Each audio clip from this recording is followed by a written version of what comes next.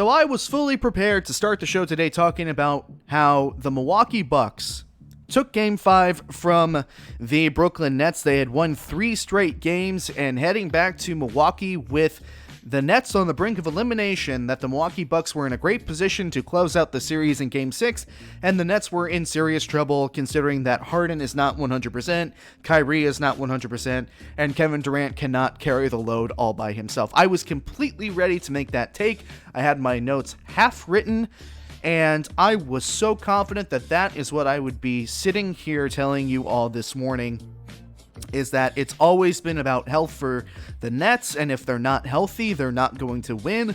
And if you need at least 2 out of the 3 of the superstars in order to get out of the East, and you definitely need 2 out of the 3 to be able to win a championship at the very least. Ideally, you want all 3, right? But it's always been a situation of health for the Nets. If they're healthy, they're good. If they're not, they're beatable. And I was fully expecting, as I said, the Bucks to win last night against the Nets and push the Nets to the brink of elimination after starting off with a 2-game series lead. And then comes Kevin Durant. And this is why talking about the NBA playoffs consistently, and this is why making takes on the NBA playoffs is so incredibly difficult, because basketball as a sport, as I've said multiple times on the show, is such a volatile sport when it comes to momentum. Momentum can change constantly back and forth throughout not only one game, but throughout an entire series, and it's incredibly difficult to call sometimes because anything can happen. Sometimes everything goes pretty according to chalk, and sometimes the extraordinary happens. And Kevin Durant was extraordinary last night.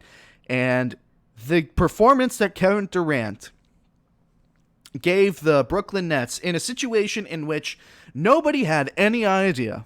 Nobody had any idea. If they told you that they did have an idea, they were lying. Nobody had any idea what this game would look like for the Brooklyn Nets, considering that Kevin Durant has not played by himself for many games at all. I can't even tell you if he played by himself without the rest of the big 3 once this season. Not only is he playing by himself, the lone superstar, but has he had enough games with this roster to be able to produce the type of win that the Nets sorely needed last night? Kevin Durant just had his best career performance last night. And I'm not talking best performance and judging best performance on how many points Kevin Durant scored, because he scored more. I'm not talking about how defensively or offensively efficient he was. Not talking about how many assists and rebounds he got, although a 49-point triple-double is nothing to scoff at. Kevin Durant had his best performance of his career last night due to the stakes of the game and what it meant for this Brooklyn Nets team to be able to win that game and not go to Milwaukee down 3-2, but to also play every single minute of that basketball game. He did not take one single break, ladies and gentlemen. He played every single minute of that basketball game. 1 year, maybe a year and a half to 2 years after coming off a catastrophic Achilles tendon tear injury, in which most players never come back the same from that injury. You telling me that Kevin Durant dropped a 49 triple-double to deliver his team by himself to a 3-2 series lead? This was Kevin Durant's best game of his career. And if you're looking for an argument as to who the best player in the NBA is right now, you're taking a look at that performance from Kevin Durant, and you have a serious argument behind you as to Kevin Durant being the best player in the NBA. And granted, it's not that Kevin Durant did it alone, because Jeff Green had a tremendous game, 7 from 8 from three-point range, had 25 points. But if there was any doubt as to how much Kevin Durant carried the Brooklyn Nets last night, Joe Harris, 2 from 11 from the field. James Harden pushing himself through the pain to be medically cleared to be playing in this game. 0 from 8 from three-pointer, 5 points, shot 1 for 10 for the game. James Harden. Bruce Brown, 1 for 5 as well, the other starter.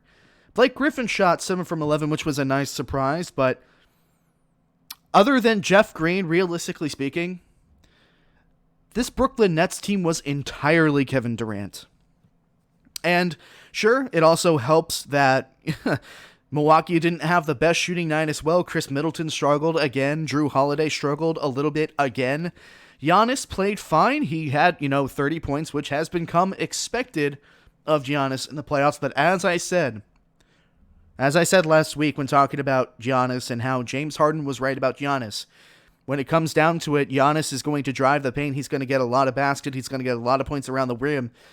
But when you need him to create his own shot to get a bucket or to hit clutch free throws, he cannot do it.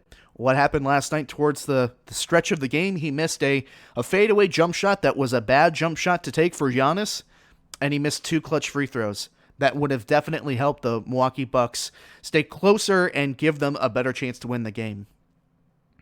But I don't want the narrative to be that the Milwaukee Bucks blew the game.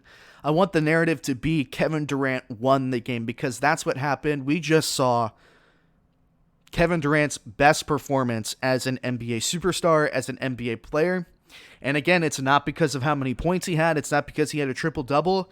And it's not because, he, in some way, has not had better games in terms of, stat lines. It's because of the odds that he was against. It was because of the fact that he exited the game as a Golden State Warrior 2.5 years ago or something at this point with a horrible Achilles tendon tear, not knowing if Kevin Durant would ever be the same. To fast forwarding to last night, where he played every single minute of that basketball game with a team that he's only been playing with consistently for a couple months. And he not only overcomes that trepidation, or he overcomes the moment, but he carries his team, who shot absolutely horrendous from the field, on his back. We just saw Kevin Durant's best performance as an NBA superstar. And again, if you want to use the argument, if you want to pick one game to argue that Kevin Durant is the best basketball player in the world right now, you've got a seriously good argument on your hands if you choose last night. So the series goes back to Milwaukee for Game 6. James Harden is more than likely going to be feeling a little bit better. Like I started off this segment with, I was so prepared to say that the Bucks were going to win Game 5, and I'd be talking about how in trouble the Nets were. I don't want to make the same mistake preemptively and say, oh, the Nets are absolutely going to win Game 6 now on the road with some injuries. But if you don't think that the Milwaukee Bucks are a little bit mentally fatigued after the game that they lost last night, a game in which even with, Harden coming back and playing and being a late game addition like that, there are very little excuses that you can make for the Milwaukee Bucks for losing that game. And the only caveat being that Kevin Durant had his best game as a professional. That's all you can say. I think that the series is going to go 7 games. I think we're going to see a Game 7 in Brooklyn. And I think that at the end of it, because of this performance that Kevin Durant had, that we are going to see the Nets advancing to the Eastern Conference Finals. Hey folks, thank you so much for listening to this segment from the Hard-Headed Sports Podcast. If you enjoyed this segment, make sure that you drop a like on the video and a comment. It helps me out a bunch. And if you're interested in watching more segments like this from the show after the show has been completed, you should definitely subscribe to the YouTube channel. And if you're interested in listening to the entire show in its full-length entirety, you should listen to the show on Spotify, Apple Podcasts, Google Podcasts, and Anchor. Once again, thank you so much for watching the video. My name is Nick Ryan, and I will see you all again very soon.